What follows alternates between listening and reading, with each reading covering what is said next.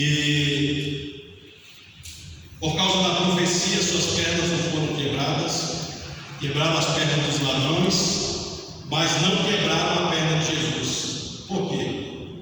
Porque havia uma profecia que dizia: nenhum dos seus ossos será quebrado. E aí tiveram que matar ele com uma lança ao lado. Não, mas ele já estava morto. Ele nem sabia. Quando enfiaram a lança. Para testificar, né? Mas não quebraram ossos. Nenhum dos seus ossos seria quebrado. Então Jesus suportou até o último suspiro. Foi dessa forma que ele amou os seus e amou até o final. Esse primeiro versículo aqui é maravilhoso. Então, amados, a lição para nós é: se você não sabe como amar, olhe para Jesus, olhe para o exemplo de Jesus, como ele amou, e ame até o fim também. Pastor, eu fico pensando também que, além dessa tortura física, como naquele momento Deus se irou, né? Foi a ira de Deus. Será que, espiritualmente falando, na carga que Jesus pegou todos os pecados do mundo, o que deve sentir também em nível espiritual? Assim? O peso, né? O peso espiritual. A carga. Porque a gente está falando esse peso, uma perspectiva física, né? Esse peso não é só físico, né? Mas é psíquico, psicológico. Porque como será que os discípulos encararam aquele que mandou acalmar o vento e o mar, aquele que curou todo tipo de enfermidade, agora está angustiado até a alma, a ponto de orar e dos seus poros saírem não suor, mas gotas de sangue. Tamanha era a angústia que ele estava sentindo. Então, foi um peso espiritual, foi um peso físico, um peso psicológico. Será que a gente conseguiria suportar isso? A gente às vezes bate o dedinho na ponta da cama ali, né? Imagina passar por tudo isso. E o amor de Jesus não para por aí. Agora ele vai expressar através da sua humildade, né? E aí a gente parte para esse trecho do texto aqui, em que vai falar dessa atitude de Jesus, o lava-pés, né? Existem igrejas, inclusive a que eu fazia parte, né? E todo ano tem esse ritual de lavar pés, né? Então lá o pastor chamava a liderança, e aí ele pegava a bacia, se ajoelhava, uma toalha, lavava os pés, ia tirando sapato, né? Não sei como ele aguentou o meu, mas foi tirando, tirava o sapato, e aí ele ia lavando os pés e secava. Oh, que sinal de humildade, né? Mas não é isso que Jesus estava ensinando. Quando Jesus falou, faça isso vocês também, não era para pegar uma bacia também e lavar os pés, né? Daqui para frente vocês fazem isso, né? É um ritual. Tem um princípio por detrás dessa atitude de Jesus. E que princípio que era? O princípio da humildade. Quem era Jesus, irmãos? Rei. Rei. Senhor. Rei, sacerdote, Senhor, profeta. Tudo que você pensar aí de grandeza era Jesus Cristo, né? Mas a primeira coisa que ele nos ensina aqui é que, mesmo ele sendo tudo isso, ele nos ensina que não importa o cargo, a posição na sociedade, o que quer que eu faça, eu tenha pessoas abaixo de mim, ou talvez eu tenha mais conhecimento intelectual, seja o que for, seja a área que for, não importa se somos superiores, o importante é nós nos considerarmos inferiores, considerarmos o outro. E por que Jesus fez isso, irmãos? que estava acontecendo com os discípulos? Os discípulos estavam seguindo Jesus, e Jesus era, Mestre. pode falar, famoso. É. Jesus era famoso, a fama de Jesus começou a percorrer. E eles eram o quê? Os seus Discípulos. apóstolos. Os seus apóstolos. Eu vos dou autoridade. Vocês são os apóstolos agora, meus apóstolos. E isso é um tapa na cara, um soco no nosso estômago, porque às vezes a gente acha que tem toda a autoridade, né? A gente quer reconhecimento, a gente quer aplausos, porque a gente tem um cargo, porque a gente é conhecedor de alguma coisa. E Jesus, sendo soberano, sendo rei, sendo Deus, ele mesmo se humilhou. Acredito que Jesus estava fazendo um teste ali, porque no cenáculo não tinha lá a bacia, né? Diz que ele pegou um avental, uma toalha, em forma de avental que ele enrolou. Ele pegou uma bacia, um vaso, a bacia com água, e começou a lavar os pés dos discípulos. Porque era comum isso, lavar os pés antes de se assentar à mesa. E os discípulos estavam vindo da onde com Jesus? Da onde eles estavam vindo? Lembra do capítulo anterior? Da onde que Jesus veio, irmãos? De Betânia. Então eles andaram, vieram. Como é que é o nome do povoado aqui? Estiva. Estiva. Não. Pedro 100. 3 quilômetros. Pedro 100. Estava vindo de Pedro 100 até Pedro Azul, sujou os pés, não andava de sandália, pés empoleirados. Chega em Jerusalém, vamos para o cenáculo. E ali eles vão fazer a refeição, e aí precisam de lavar os pés. Era costume. Só que era costume, por que Pedro ficou revoltado com Jesus? Porque tinha que ser os servos para lavar, né? Já tinham servos, os escravos que lavavam, mas no cenáculo não tinha servo nenhum, porque eles bem que alugaram, né, arrumaram esse lugar para fazer essa refeição. Jesus pediu para eles. E aí não tinha escravo lá. Por isso que Pedro ficou revoltado. Senhor, lavar meu pé? O que é isso? E aí, a revolta era porque o escravo fazia isso. Mas por que Jesus, mesmo assim, insiste em fazer isso? Isso é importante para quem está por dentro dele. Vamos lá para o contexto lá, dos apóstolos.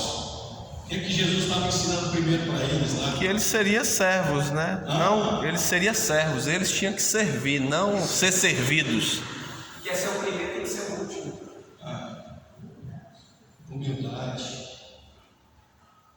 Já primeiro é preciso dele. Veja o exemplo de Jesus. O banheiro está sujo ali. Aí 300 pessoas nos banheiros. Todo mundo usa, olha a sujeira e fala assim: banheiro sujo. Vocês estão entendendo o que Jesus queria mostrar para eles? Ninguém se prontificou de pegar a toalha, pegar e lavar os pés. Era costume. De repente, lavar os pés de Jesus, aí vai, né? É isso que eu ia falar. O que gerou o escândalo de Pedro não foi o fato de não ter escravo. Porque Jesus, a pessoa, por ele ser o que é. E por que ele não foi lavar os pés então? Porque eles não tiveram iniciativa, ele tinha perspectiva mudando, né? Igual todo mundo tem. Não. Eu quero saber por que eles não tiveram iniciativa. Eles estavam se achando ser apóstolos. E essa palavra, se achar, deu um sinônimo para essa palavra. Superioridade. Arrogância, superioridade e o que mais? A palavrinha-chave que eu sempre falo aqui: Egoísmo. Egoísmo. egoísmo. Você falou o que é, Emerson? Ego. Você falou o quê? Orgulho.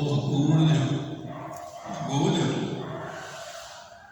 Talvez na cabeça deles, lavar os pés do mestre até lava. Quem sabe Pedro, dá isso aqui, Jesus. Quem vai lavar meu pé? Deixa que eu lavo o seu. Só que eu não vou lavar dos outros, não. Orgulho. Pastor, como é que você pode falar o que está no coração deles? letrinha. Vou dar uma lidinha lá em Lucas 22. Aquele contexto que explica para ver que esse maior não sabe. 24 ao 30. Lucas 22, 24 ao 30. Só para a gente saber como é que estava o elo dos discípulos, dos apóstolos. Lucas, achou aí? Suscitaram também entre si uma discussão sobre qual deles parecia ser o maior. Mas Jesus lhe disse: os reis dos povos dominam sobre eles, e os que exercem autoridade são chamados benfeitores. Mas vós não sois assim, pelo contrário, o maior entre vós seja como o menor, e aquele que dirige seja como o que serve. Pois qual é o maior? Quem é o maior? Quem está à mesa ou que serve? Porventura, não é quem que está à mesa? Pois no meio de vós eu sou como quem serve. Vós sois os que tendes permanecidos comigo nas minhas tentações. Assim como meu Pai me confiou um reino, eu vos confio, para que comais e bebais a minha mesa no meu reino, e vos assentareis em tronos para julgar as 12 tribos de Israel. Imagina a cena aí, usa a imaginação. Está lá os discípulos debatendo lá, né? Jesus chegando e vê os discípulos. Vocês estão brigando aí para ver quem vai servir uns aos outros, para ver quem vai fazer eleições, para ver. Não, estava brigando para saber quem era maior entre eles. Então olha como estava aí sim o ego desses discípulos, desses apóstolos. E Jesus, não, isso é coisa lá fora, do ímpio. Lá sim eles têm hierarquia, autoridade e tal, mas aqui dentro não. No reino de Deus não. E Jesus, ele chama a atenção nesse texto aí para a responsabilidade daqueles que ele confiou o reino de Deus. A quem o Senhor confiou o reino de Deus, irmãos? A nós, a igreja. A igreja, a nós. Não é isso que diz o texto? Olha, confia em vocês. Mas não pode ser desse jeito, não. Não tem esse negócio de eu sou maior do que ele. Todos devem ser servos, servir uns aos outros. Exemplo de humildade.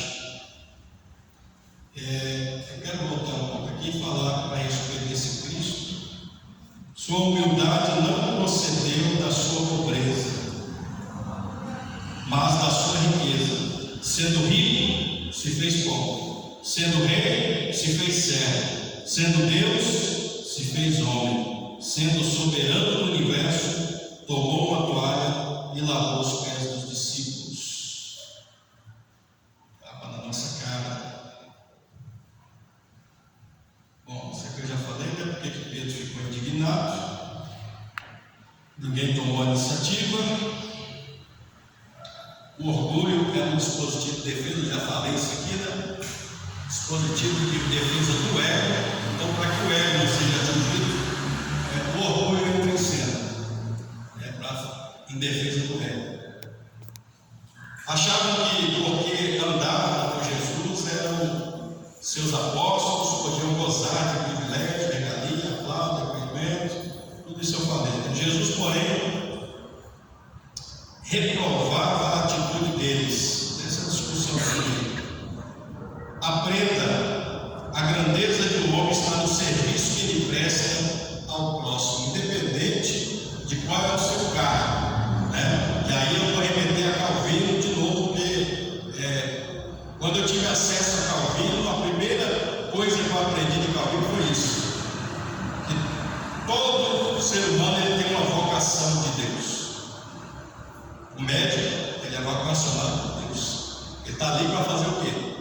Para servir, né? Cuidar do paciente, o advogado, qualquer outra profissão, é uma vocação dada por Deus, para servir ao outro. E pensando nesse ponto de vista, o que a gente tem que aprender e guardar? É que a gente não tem que olhar para o ganho em primeiro lugar. A A gente tem que olhar para a oportunidade que Deus nos deu, o privilégio que Deus nos deu de servir e de exercitar isso aqui, servir o outro. Por que eu falo de Calvino que eu lembro dele? Ele fala do sapateiro, ele dá um exemplo do sapateiro. Faça o melhor sapato. Faça o melhor sapato, com qualidade. Não pense só no ganho, não. Pense no cliente, naquele que vai usar o sapato, vai se sentir confortável, vai se sentir bem. Faça, dê um preço justo. Pense que você está servindo ele. Infelizmente, nos parece que não é assim, né, no mundo que nós vivemos. O mundo que a gente vive é sempre dinheiro. O principal é o ganho. Ganha mais, ganha mais. Tem um rapazinho aí na internet que ele fica fazendo entrevista, né? Faça profissão, está estudando para quê? Na porta de faculdade, né? Você é advogado, e você pretende ganhar quanto? Você ganha quanto agora? 4 mil, mas você quer ganhar quanto? Qual é o salário ideal? 70, 80 mil. Tá, mas ninguém fala, né? Desde que eu tenho a oportunidade de servir as pessoas, aquilo que eu ganhar, né? Vai ser importante também, mas em primeiro lugar eu quero servir as pessoas. Nunca que nós vamos ver isso. Alguém falar isso não é importante. Porque o mais importante nesse mundo é o ganho.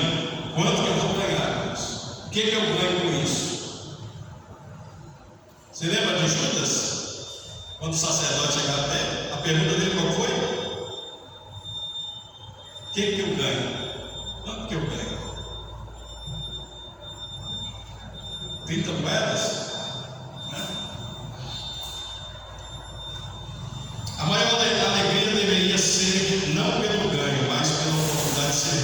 O orgulho talvez permitiria que eles lavassem o pé de Jesus, mas não uns dos outros. Por isso Jesus ele traz esse ensinamento. Mas Jesus explica no verso 12 ao 14. Aí Jesus diz assim: depois de lhes ter lavado os pés, Jesus pôs de novo as suas vestimentas e, voltando à mesa, perguntou-lhes: vocês compreenderam o que eu lhes fiz? Vocês me chamam de mestre e de Senhor e fazem bem, porque eu sou. Ora, se eu, sendo Senhor e mestre, lavei os pés de vocês, também vocês devem lavar os pés uns dos outros, porque eu lhes dei o exemplo. Quer ser humilde? Siga o exemplo de Jesus. E João vai terminar esse capítulo 13 aqui. Tem essa parte do Pedro, né? Essa situação do Pedro. Mas antes que termine, João ele termina com as palavras de Jesus referente àquilo que ele começou lá no versículo 1. Ele amou até o fim. Jesus vai falar de amor agora nesses últimos versículos, né? Mostrando como as pessoas, a forma que as pessoas lá fora conheceriam nós como discípulos de Jesus. Como que é, irmãos, que as pessoas vão conhecer que nós somos discípulos de Jesus? Humildade, né? Obras, testemunho. O falar dele, né? O falar de Jesus, da sua Falar obra. de Jesus. Mas eu acho que o testemunho é mais forte ainda. Mas que testemunho? Testemunho de viver igual Cristo. Exemplo de vida, mas que exemplo? Os atitudes igual. Atitude, mas atitude para com quem? O próximo mesmo. As pessoas, independente se é crente ou não. Não é independente se é crente, não. Não, eu falo independente se é crente ou ímpio. Então, mas o texto não está falando, não. Está falando de relacionamento entre o quê? Está falando de ímpio. Está falando que os ímpios vão ver o relacionamento em quê? Irmãos? Entre irmãos. Não é isso que Jesus está falando no texto aqui? Vamos olhar de novo? Jesus está falando: olha, se vocês amarem uns aos outros como eu vos amei, aí eles nisto conhecerão que vocês são meus discípulos. Então não está falando do nosso relacionamento com Ele. Aqui nesse texto, está falando do nosso relacionamento uns para com os outros. E nisso conhecerão que vocês são meus discípulos. É por isso que a gente deve prezar a comunhão, o amor mútuo, né? Nos aproximar, comunicarmos com os santos, como diz o apóstolo Paulo, as nossas necessidades. E isso vai fazer com que as pessoas lá de fora vejam. Mas a irmã falou de testemunho. Mas agora, rapidinho, um exemplo aqui. Suponhamos que um crente está no meio de vários ímpios. Aí tem essa situação do banheiro que está sujo e Deus não faz. Aí o que é cristão vai lá e limpa. Os outros são escandalizados. Vai falar, mas por que não? Porque para mim é um ato de humildade, que já que ninguém fez, eu também faço isso que não me arranca um pedaço. Né? Você não precisa nem falar, na verdade. Não. Porque estava sujo e isso que incomodou, eu não vi. É por isso que eu estou falando que é um ato também de testemunho que está no meio de Irmãos, a palavra de Deus, ela é de fato um manual para os cristãos. Como a gente deve proceder. É um manual. Qual é o grande problema nosso, como igreja, como discípulos de Jesus? Qual é o nosso grande problema? Pode falar, seja realista. Qual é o nosso grande problema, Nádia? Fala a verdade. Pode falar, irmãos, não tenha medo não. Que nós só olhamos para nós. Só olha para nós às vezes. Egoísmo. A gente olha mais pra gente que são Qual que é o nosso problema, irmãos? Não obedece, pratica. Quem não obedece o manual é que não segue o exemplo de Jesus, né? Então o nosso problema é que a gente não segue o exemplo de Jesus. É simples a matemática, é lógico. Por que os discípulos estavam ali se degradando? Quem é o maior? O maior sou eu, rapaz. Não tem, foi sou pesado. Quem foi que andou?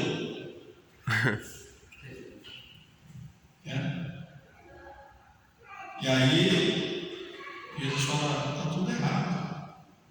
Eu vou confiar o precioso na mão de vocês. Vocês vão ter que ser exemplo do mundo. Eu estou sendo exemplo para vocês. Mas o grande problema nosso, irmãos, é que a gente quer projetar o exemplo que as pessoas têm que viver para Jesus. A gente quer tirar a gente do caminho e falar: olha para mim, não, olha para Jesus. Quem já falou isso? Eu já falei isso. já falei. Eu já falei isso. Isso é orgulho, é defesa. Eu já falei, irmão, não fica olhando para o pastor, não fica olhando para mim, não. Não fica olhando para a gente que é líder, não. A gente é falho. A gente está errado. A gente tem que ser exemplo. O que Paulo falou para Timóteo? Seja exemplo. Eu não me recordo do texto agora, mas Paulo disse para Timóteo. Foi para Timóteo? Ou para Tito? É um dos dois. Falou: seja exemplo aí na igreja. Seja exemplo para os demais. Quais são as atribuições de um diácono, de um presbítero? Servir, as atribuições. O que ele tem que ter para ser diácono ou presbítero? Marido de uma só mulher. Tantas, né? Marido de uma só esposa, não dar ao vinho, o que mais? Não espancador. Não torpe ganância. Torpe ganância. Hospitaleiro. Para não sair uma palavra que está colocada aqui. O texto diz: amado, irrepreensível. Dispenseiro de Deus. De atribuições de presbítero aí. Diácono, vocês vão ver lá. Tem que ser exemplo para os de fora. Tem que ser exemplo para os de fora. Apegado à palavra fiel, que é segundo a doutrina. Todas essas demais características. Então, o que a gente precisa é seguir o exemplo de Jesus. Dói. Machuca o nosso ego, machuca. Mas ou a gente segue o manual ou a gente não segue. Ou a gente vai ter que comprar uma caixinha de promessas, né? Vocês conhecem as caixinhas de promessas? Só tem promessa de bênção. Então tudo que você tirar ali vai ser meu. Nunca vai ter uma chamada ali. Vai ter sempre bênção, bênção e bênção. Aí fica fácil servir a Deus assim.